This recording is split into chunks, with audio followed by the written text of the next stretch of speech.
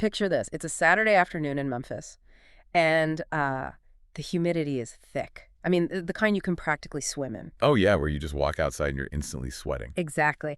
And then out of nowhere, the sky just completely opens up. A severe storm rolls through the city. The wind starts howling, and then a transformer blows down the street with this massive blue flash. Oh, man. Yeah. And suddenly, everything goes dark. The power grid is totally knocked out. So you are sitting there in your kitchen, and I mean, at first, the quiet is almost nice. Right, it's a little break from reality. But as the hours tick by, and in this specific case, it was 19 hours, a very specific sort of creeping anxiety starts to set in. You start pacing the floor. You start doing the mental math? Yes.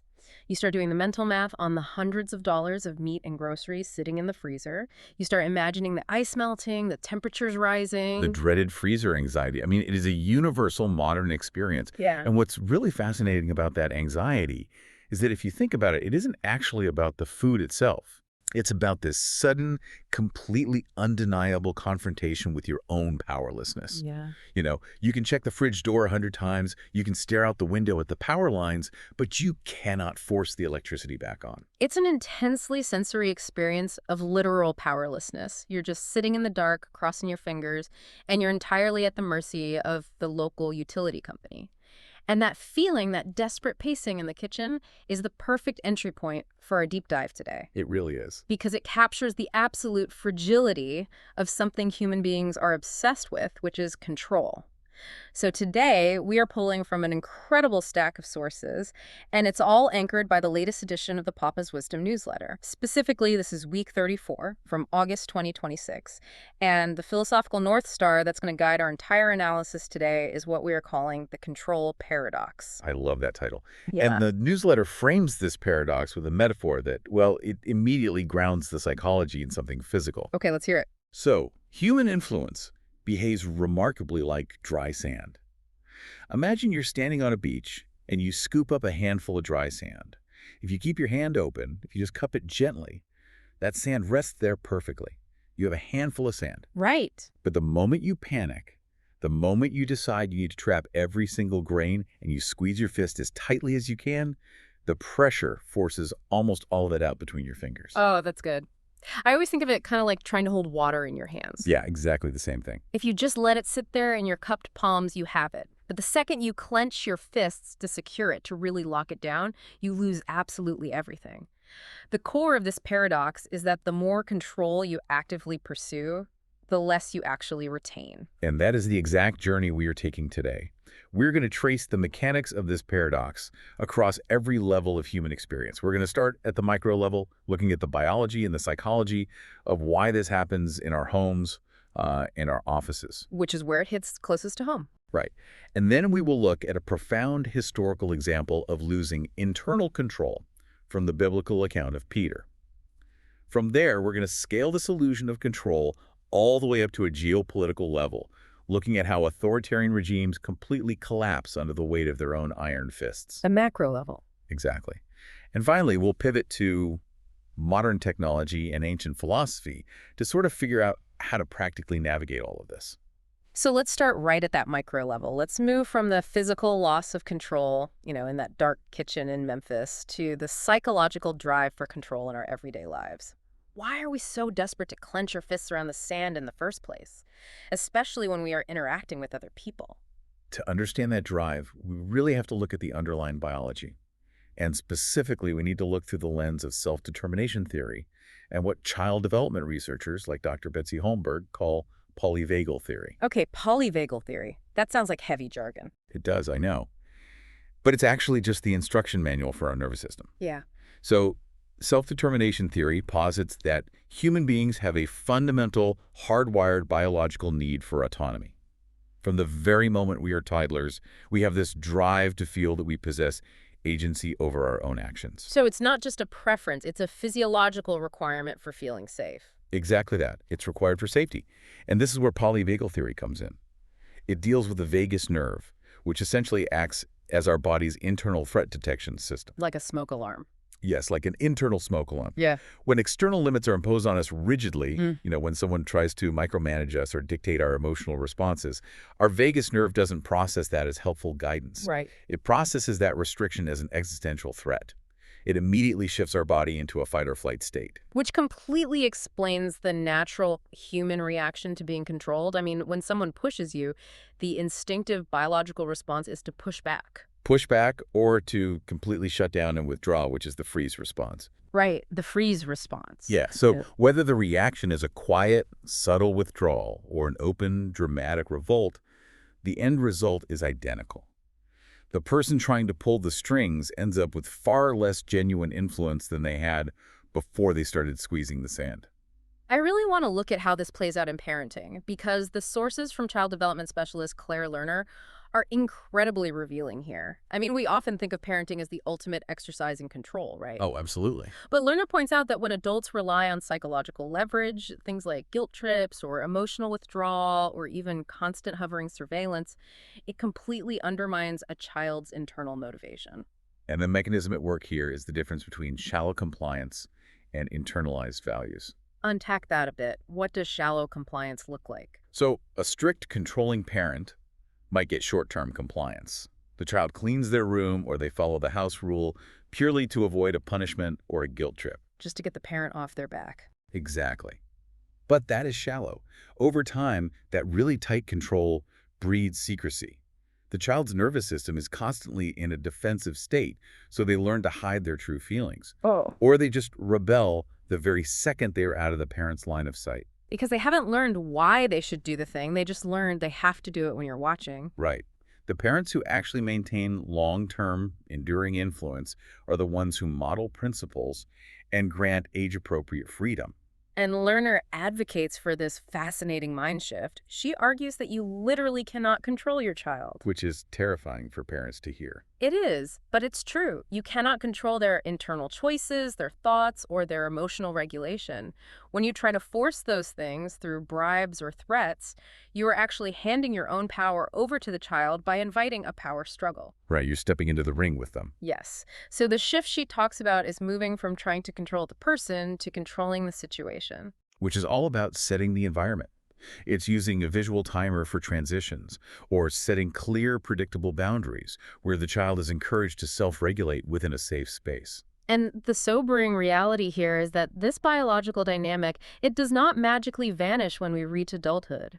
We carry that exact same vagus nerve, that same threat detection system into our romantic relationships and into our workplaces. Oh, definitely. In a relationship, when one partner tries to manage the other person's schedule or their friendships or their emotional reactions, what usually starts as maybe an insecure desire for closeness mutates into surveillance. And the scrutinized partner feels suffocated. Exactly. They feel suffocated, they withdraw for survival, and then the controlling partner ends up facing the exact isolation they were terrified of in the first place.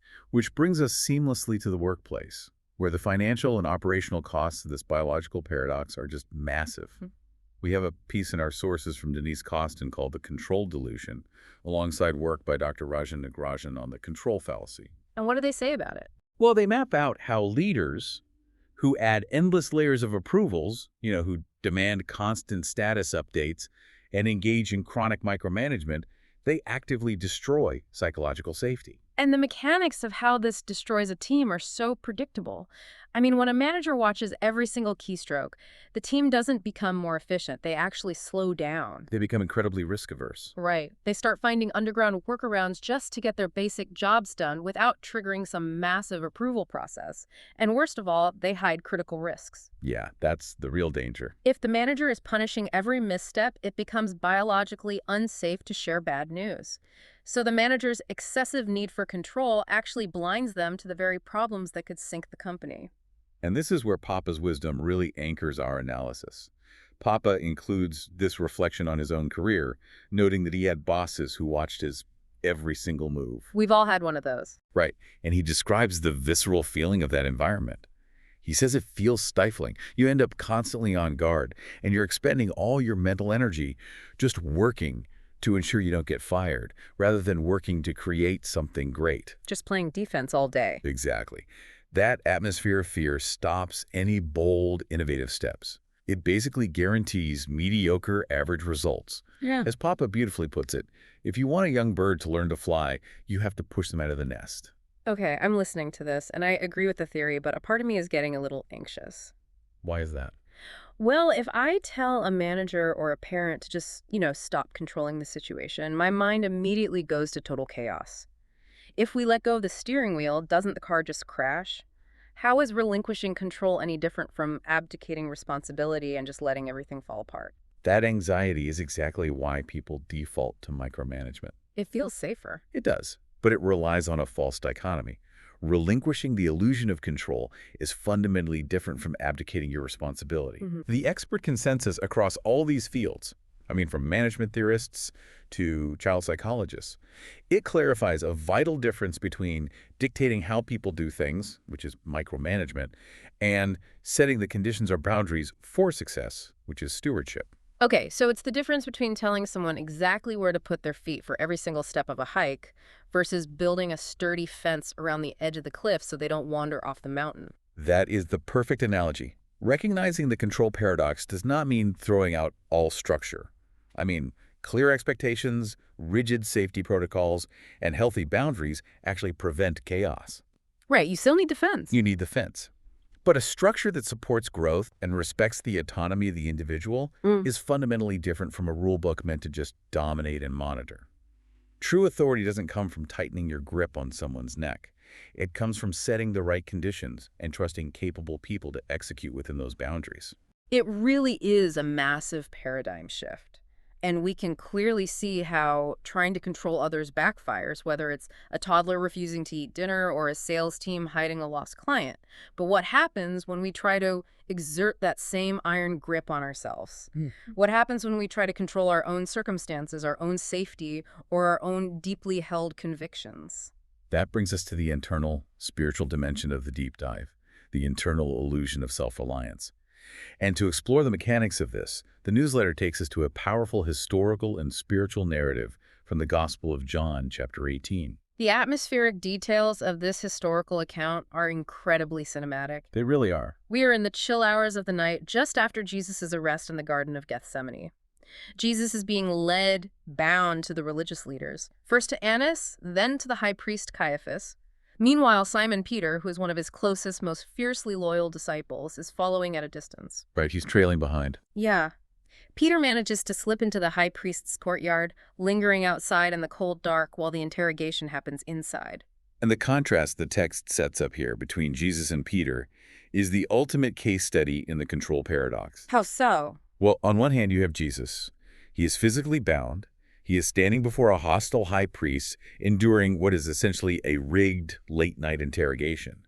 Yet, as the theological commentaries from David Guzik and J.C. Ryle point out in our sources, Jesus remains in ultimate sovereign control of the entire situation. And his control doesn't come from fighting back or, manipulating the room. His control comes through voluntary surrender to a higher will. Exactly. The commentaries point back to the garden just hours earlier. Yeah. When the heavily armed soldiers came for him, he didn't flee. He didn't draw a sword. He simply stepped forward and said, "I am." And the sheer unmasked force of his divine identity caused seasoned soldiers to literally fall backward to the ground. He had the absolute power to stop the arrest right there. But he deliberately let go of earthly self-preservation.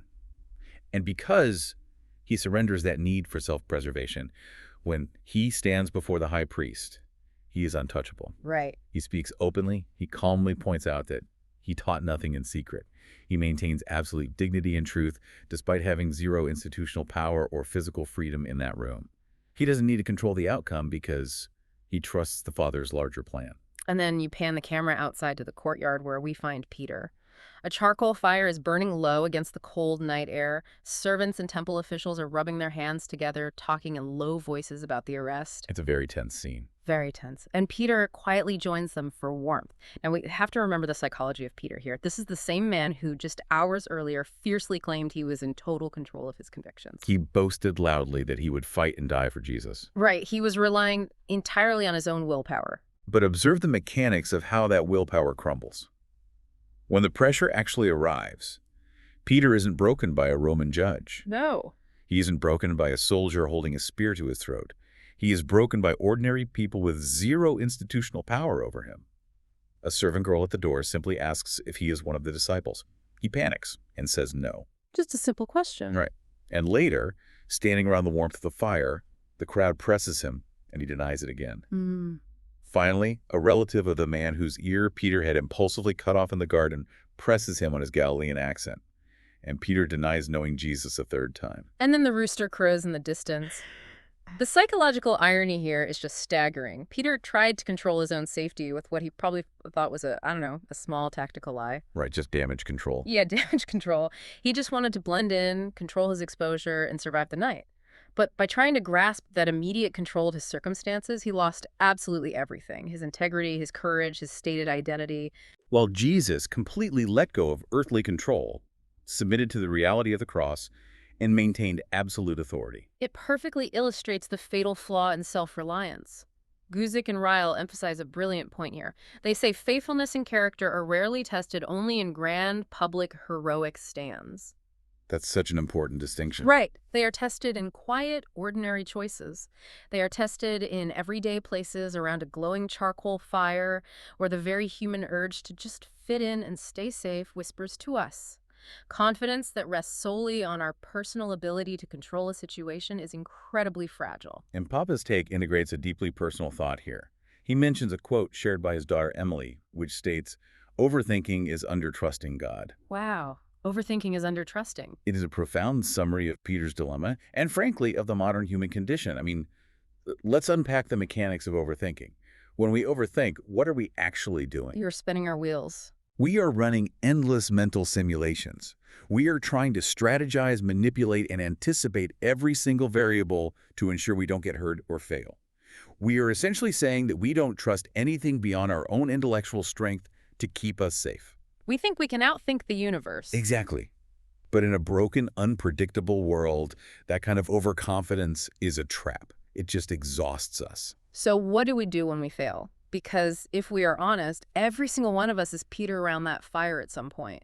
We all squeeze the sand. We do. And the beauty of the biblical narrative is the rooster's crow. It isn't just an alarm bell of failure. It is a wake-up call to honest recognition. Okay, how so? The way forward after you've clenched your fists and lost the sand isn't deeper denial. It isn't doubling down on trying to be stronger or smarter next time. The path forward begins with admitting weakness. Letting go of the ego. Yes.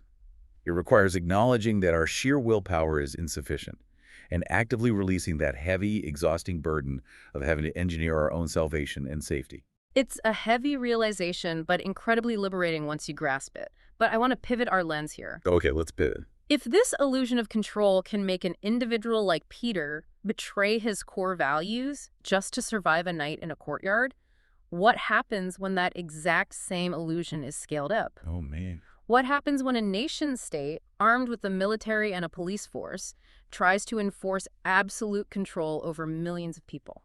The paradox scales up with absolutely devastating, world-altering consequences. This brings us to the macro level. I was reading the political science sources on this, specifically the work from Milan Sfolik at Yale, who wrote The Politics of Authoritarian Rule. And Sfolik makes a brilliant observation. He says when a dictator reaches for raw brutality, when they start cracking down on the press or arresting dissidents, it is almost never a display of genuine confidence. No, not at all. It is the reflexive panic of a regime built on dry sand. Sfolik argues that every autocrat governs under two distinct, paralyzing nightmares. The dual nightmares of the dictator. Yeah. So, nightmare number one is the crowd assembling in the public square outside. The general population rising up in mass protest. The revolution. Yes, the revolution. Yeah. But nightmare number two, which Sfolik points out is statistically much deadlier to autocrats, is the ambitious lieutenant walking the palace corridor. The inner circle. Exactly. The insiders who actually have the keys to the military and the treasury. Because an authoritarian regime has dismantled independent courts and legitimate elections, there is no peaceful way to settle disputes. Brute force and paranoia become the only currency. Right. And this leads to a fascinating economic model from researchers Georgy Igorov and Konstantin Sonin, which they call the vizier problem. I want to dig into the logic they outline here, because it is a perverse kind of rational game theory. It is one of the most brilliant models of authoritarian decay. Igorov and Sonin looked at why dictators consistently make catastrophically stupid decisions. And what did they find? They found that paranoid dictators systematically drive out competent, independent technocrats from their governments. Now, why would a leader purposefully fire their smartest advisors? It seems counterintuitive. You'd want the best people running your country. You would think so. Yeah. But in a dictatorship, a highly capable advisor is a lethal threat. A brilliant general or an incredible economist might realize the dictator is actually incompetent. And because they are competent, they could successfully orchestrate a coup. Oh, wow. So, to protect themselves from being overthrown by competence, the dictator deliberately surrounds themselves with subservient loyalists. Yes. Viziers. The viziers, people who will deliver only curated praise and tell the boss exactly what they want to hear. Precisely the paradox in action. By squeezing the sand, by enforcing total loyalty and crushing all internal dissent, the dictator literally blinds themselves. They destroy the very feedback loops they need to survive. Because nobody wants to bring them bad news. Just like the toxic workplace we talked about earlier. Exactly. It's the micro-level toxic manager scaled up to a national level. They isolate themselves in a manufactured echo chamber. This guarantees that eventually, because they are acting on pure fiction, they will make catastrophic strategic blunders, like entirely ruining the national economy or launching a disastrous, unwinnable war. The iron fist blinds the eye. And when they realize they are losing their grip, they turn that violence on the public. But here they run into another psychological wall. It's Gene Sharp's concept of political jujitsu, which scholars also refer to as the paradox of repression.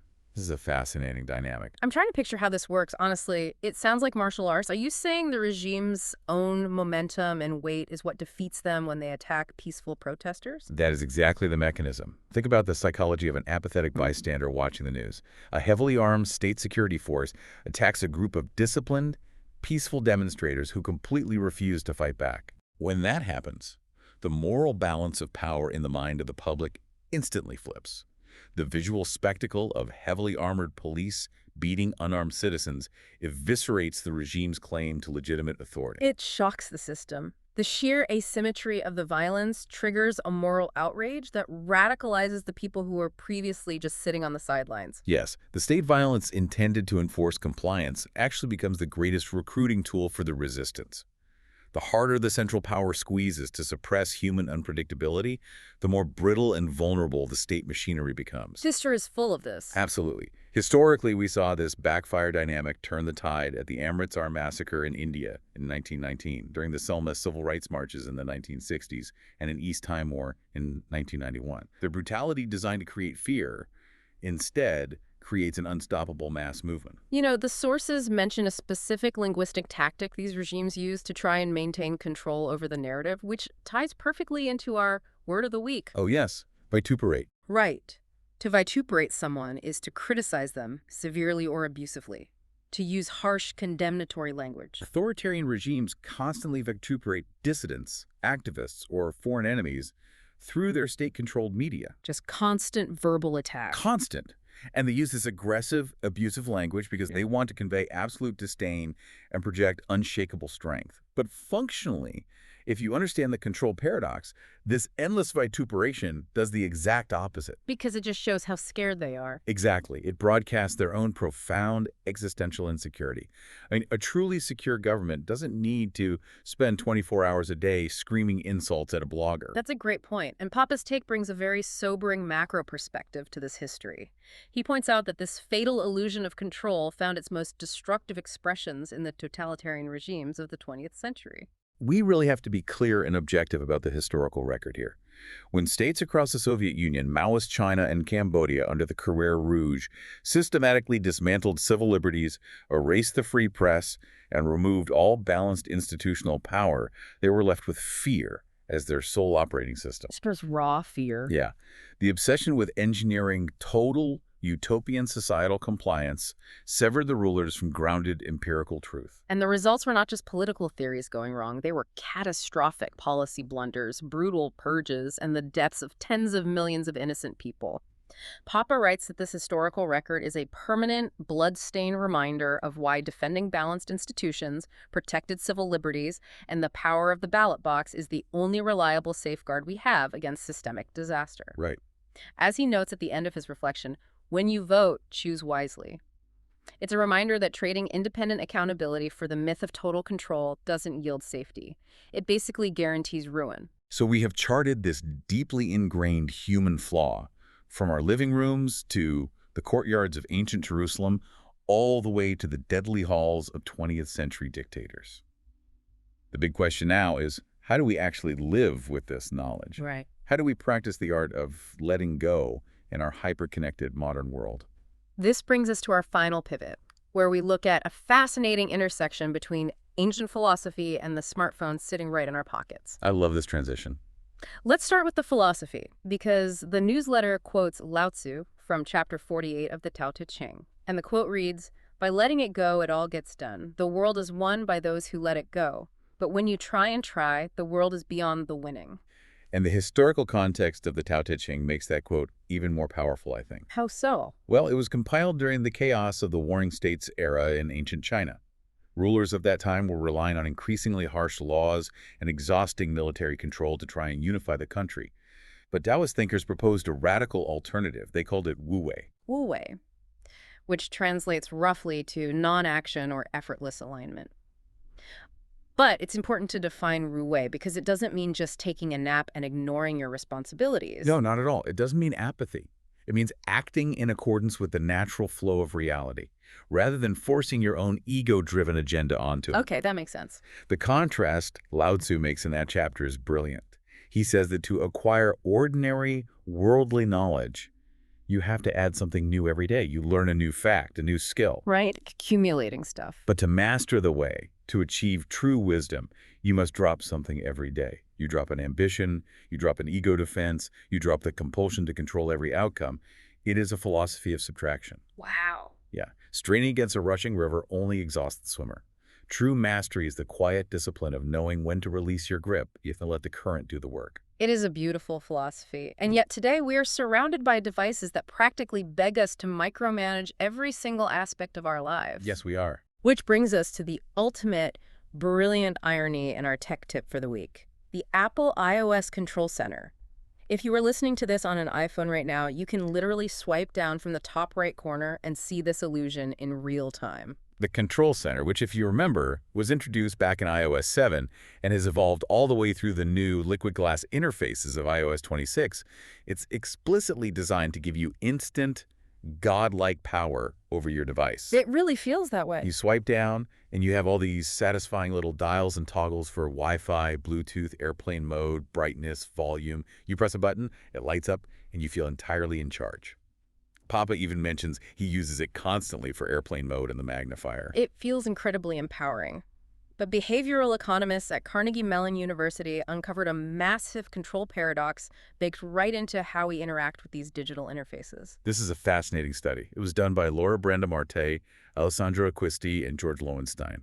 They conducted experimental studies on digital privacy behavior. And what did they find? They discovered that when you give users a greater perceived sense of control over publishing their personal information, like giving them granular sliders for who can see their posts, they actually experience a false sense of security. Okay. Because they feel in control of the interface, they lower their cognitive guard and end up sharing more sensitive private data publicly than people who were given less control. I want to make sure I'm getting the mechanism right here. Giving people more privacy dials makes them act less privately. Why does the brain do that? Because users fundamentally mistake having control over the publishing of their data with having control over how third parties, advertisers, or hackers will eventually access and exploit that data once it's out there. Ah. The interface makes them feel safe, so they overshare. Mm-hmm. Well-intentioned privacy controls paradoxically increase user vulnerability because they mask the underlying reality of how data brokers operate. And the illusion of control goes even deeper than human psychology. Sometimes the digital system itself is outright overriding our commands. The Electronic Frontier Foundation, the EFF, heavily critiqued Apple starting back in iOS 11 regarding those specific Wi-Fi and Bluetooth toggles in the control center. Ah, yes. The notorious offish toggles. Exactly. Offish. When you swipe down and tap the Wi-Fi or Bluetooth icon in the control center to turn it off, the icon turns gray. Your brain says, great, I've disabled the radio antenna, I'm saving battery, and I'm totally secure from wireless tracking. Right. But you haven't done that at all. The system merely disconnects you from the current active network. The underlying hardware radio stays running in the background to support Apple's proprietary ecosystem features. Things like AirDrop, Apple Watch pairing, and location services. Yes. And notoriously, it automatically re-engages completely at 5 a.m. local time or when you move to a new geographic location. Which is If you want those antennas actually off, you can't use the control center. You have to dig deep into the main settings app or activate full airplane mode. It is the perfect technological metaphor for this entire deep dive. We firmly believe we have total autonomous control just because we press a satisfying button on a screen, but vast, complex systems are humming along in the background, entirely outside of our influence. Papa brings this ancient Taoist wisdom and modern tech reality together with a cultural reference that, well, it caught me off guard at first, but it is absolutely perfect. He connects Lao Tzu to his granddaughter's favorite movie, Disney's Frozen. And specifically, the anthem of a generation, the song Let It Go. Yep. Let it go. Think about the narrative arc of Elsa in that movie. For years, she tries to suppress and rigidly control her innate power. She wears gloves, she isolates herself, she operates purely on fear and restriction. She's squeezing the sand as hard as she can. Exactly. And that attempt at absolute control almost destroys her and her entire kingdom. But when she finally stops suppressing it, when she walks up the mountain, accepts who she is, and literally sings Let It Go, she discovers that acceptance and release create the beauty and order that resistance never could. It perfectly synthesizes the core message we've been uncovering. Whether you are reading an ancient Chinese philosopher, watching a Disney princess, managing a corporate team, or tapping a smartphone interface, the truth of the universe remains consistent. Right. Forcing a river to flow backward or pushing a massive boulder uphill produces nothing but exhaustion. You are fighting reality itself. Progress, innovation, and internal peace come from recognizing our limited place in the larger pattern and allowing the momentum to shift. So let's synthesize this journey we've been on and bring it right into the listener's week. We started in a dark, thawing freezer in Memphis, stood by Peter's charcoal fire in ancient Jerusalem, walked the paranoid halls of totalitarian dictators, and ended up discussing ancient Taoist wisdom and our iPhones. What are the practical, actionable takeaways from all of this? I think we can distill this into 3 distinct areas of application for the week ahead. Okay, let's hear them. First, in your relationships and your work life. Stop squeezing the sand. Shift your daily mindset from micromanaging the granular details of other people's lives to setting healthy, clear boundaries. Wait, build the fence. Build the fence. Trust the capable people around you to fly. Remember that you will gain actual lasting influence only when you stop demanding shallow compliance. That's powerful. What's the second one? Second, in your personal and spiritual struggles, recognize that sheer willpower is incredibly fragile.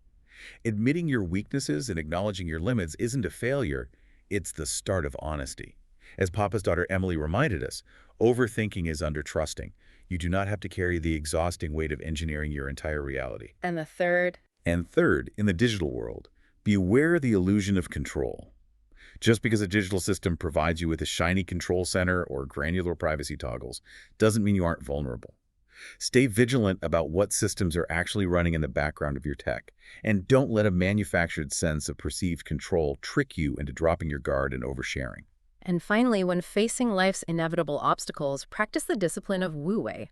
When you find yourself pushing a boulder uphill and getting absolutely nowhere, stop trying to overpower your circumstances with frantic force.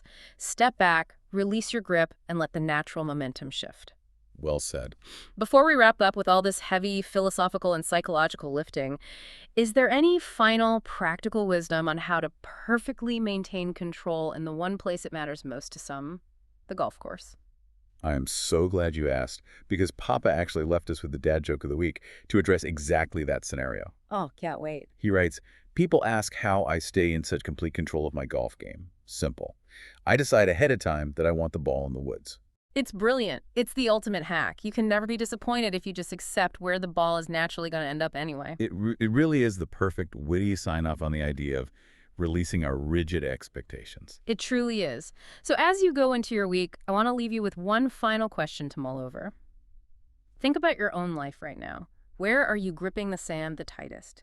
Is it a project at work, a relationship, or a personal goal? And what would just one small step of wu-wei, one act of subtraction look like for you tomorrow? That's a great question to end on. Notice the tension in your hands and see what happens when you simply let it go.